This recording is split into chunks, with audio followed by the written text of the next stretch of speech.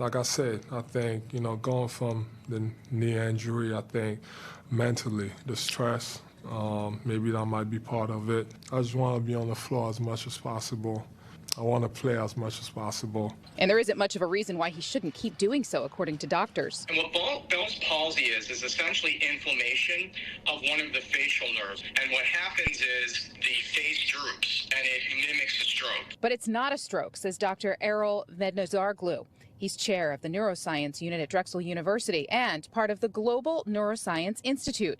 Dr. Vez, as he's known, says Bell's palsy can strike anyone. It's very common after either autoimmune, a stress to the body, a virus.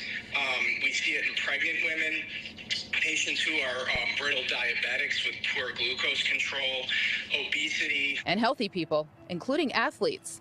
What he says is folks should not ignore the signs. The eye is unable to close, and when you smile, that affected side, the lip won't raise. Embiid says he noticed symptoms a few days before getting a workup. Dr. Vez says these signs should warrant an ER visit right away, especially since Bell's palsy is less common than strokes.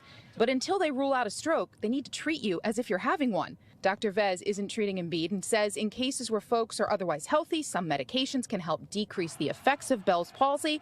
They likely will resolve on their own. The duration of symptoms could last days or weeks.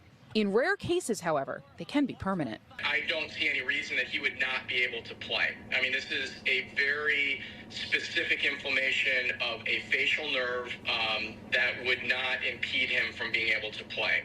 Deanna Durante, NBC 10 News.